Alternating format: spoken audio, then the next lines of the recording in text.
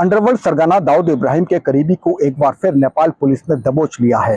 भारत में नकली करेंसी का जाल फैलाने वाला यूनुस अंसारी पिछले 6 साल से नेपाल की जेल में बंद था और वो भारत और नेपाल दोनों देशों के लिए सरदर्द बना हुआ था। इस रविवार को नेपाल की जेल से यूनुस अंसारी की रिहाई होनी थी, लिहाजा भारत की सुरक्षा एजेंसियां लगातार नेपाल की सुरक्षा एजेंसियों के संपर्क में थी, इसलिए जेल से रिहा होते ही उसे एक बार फिर दबोच लिया गया। साथियों, यूनुस अंसारी नेपाल के पूर्व मंत्री सलीम अंसारी का बेटा है। यूनुस लंबे समय से अंडरवर्ल्ड दाऊद इब्राहिम का करीबी गुर्गा माना जाता रहा है। यूनुस अंसारी और उसके पिता सलीम अंसारी पर आरोप है कि वे दाऊद इब्राहिम और पाकिस्तान की खुफिया एजेंसी ISI के इशारे पर भारत में नकली नोटों के एक बड़े नेटवर्क को ऑपरेट करते थे। डी कंपनी से इनके संबंधों का अंदाजा इसी बात से लगाया जा सकता है कि दोनों बेटे हर वक्त दाऊद इब्राहिम के साथ हॉटलाइन पर कनेक्ट रहते थे।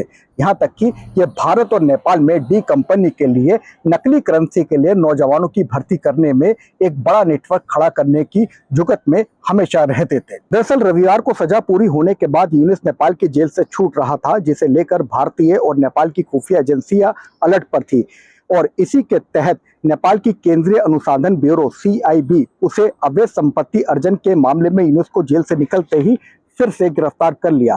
साथियों, 24 जून 2019 को यूनुस को त्रिभुवन अंतरराष्ट्रीय हवाई अड्डे से 7,67,94,000 नकली भारतीय रुपयों के साथ गिरफ्तार किया गया था, जिसके बाद से उसे 6 साल की सजा और 60,000 रुपये का जुर्माना सुनाया गया। लेकिन जेल में रहते हुए भी वह सक्रिय नेटवर्क चला रहा था। सुरक्षा एजेंसियों की माने तो जेल में बंद यूनुस अंसारी लगातार सीमांचल और भारत के कई ऐसे रूट्स थे जहां से नकली करेंसी सप्लाई करने के काम में धंधे में लिप्त था और अपने गैंग को लगातार मजबूत बनाए जा रहा था। लेकिन सुरक्षा एजेंसियां भी भारत की लगातार यूनुस के इस नेटवर्क को ध्वस्त करने में कामयाब बनी रही, क्योंकि हमारी सुरक्षा एजेंसियां खास तौर से सुरक्षा सलाहकार अजीत डोभाल के नेतृत्व में दाऊद के हर गुर्गे को ठिकाने लगाने में जुटी रही है। अब दीजिए मुझे इजाजत, आप बने रहे जी भारत के साथ। मैं अगले एपिसोड में आपके लिए एक नई जानकारी लेके आऊंगा।